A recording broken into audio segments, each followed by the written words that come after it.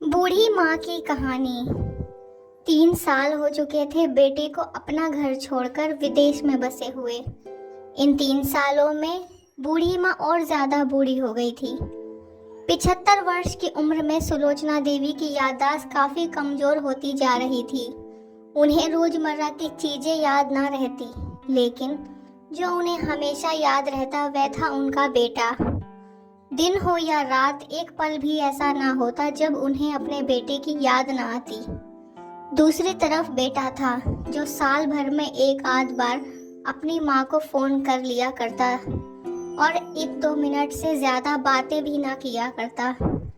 फिर भी यह बूढ़ी माँ टकटकी लगाए अपने बेटे का इंतजार करती रहती। एक दिन विदेश से बेटे का फोन आया। हेलो हेलो, सुन रही हो ना माँ?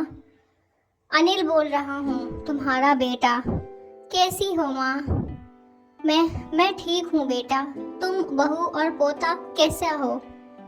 माँ ने पूछा। सब अच्छे हैं माँ। मैं अगले हफ्ते गांव आ रहा हूँ माँ, तुम्हें लेने। अब हम सब साथ ही में लंदन में रहेंगे माँ। तुम्हारी बहू कह रही थी माँ को यहाँ पर ले आओ, बेचारी अकेली वहाँ परेशान होती होगी। बेटे ने कहा। माँ की बूढ़ी सूखी आंखें आंसुओं से भीग गई। उसके कमजोर शरीर के नस नस में खुशी की लहर दौड़ गई। बेटे और बहू का अपने प्रति प्रेम देखकर माँ का मन खुशी से भर आया। बेटे ने आगे कहा, माँ तैयार रहना, मुझे ज्यादा दिन छुट्टियां नहीं हैं। जितने पैसे लेने हैं लेकर रखना, तब तक मैं प्रॉपर्टी डीलर से बात कर लेता हूँ। घर के लिए माँ? माँ ने पूछा। हाँ माँ, गांव का घर हमें बेच देना पड़ेगा। अब हम साथ में ही रहने वाले हैं तो वहाँ का घर रखकर कोई मतलब नहीं है।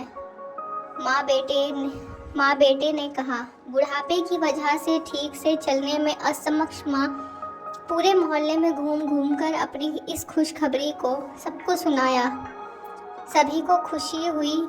सबको लगा माँ जी के आखिर दिन अपने परिवार के साथ खुशी से बीत जाएंगे। घर वापस आकर माँ ने अपने घर के कोने कोने को ऐसे देखा जैसे वे अपने दूसरे बेटे को देख रही हो। देखे भी क्यों ना, उस घर को आप अपने बेटे से कम थोड़ी समझा था।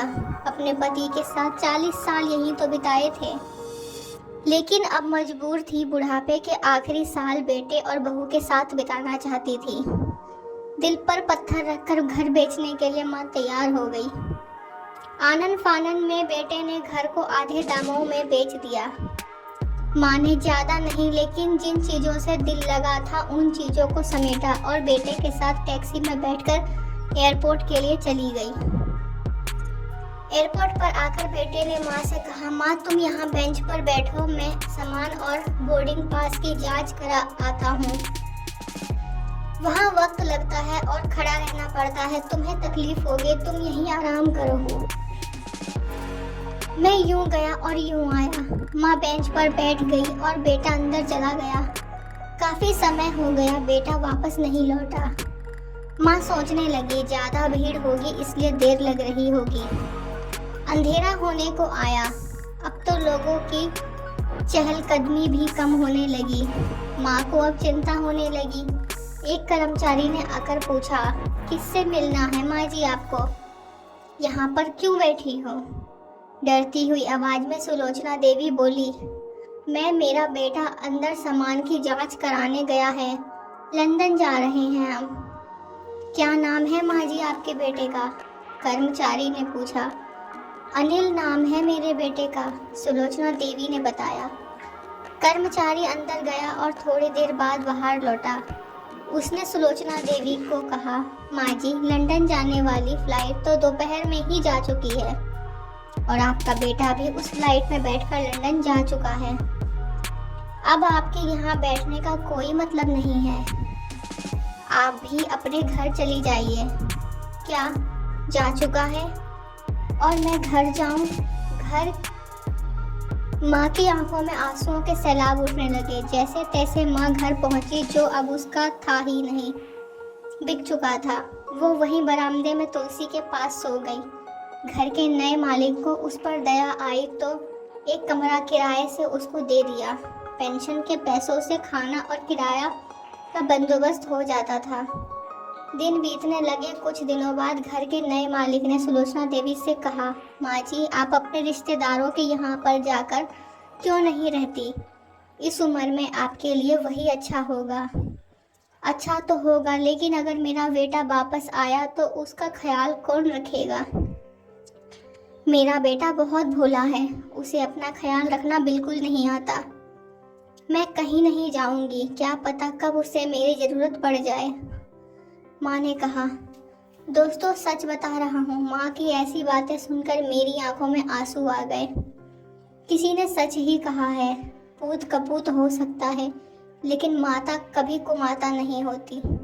दोस्तों, आप सभी से हाथ जोड़कर विनती करता हूँ, अपने माता पिता की जितनी हो सके सेवा करना, उनके साथ कभी बुरा बर्ताव मत करना। दोस्तों, ये थी आज की हमारी कहानी।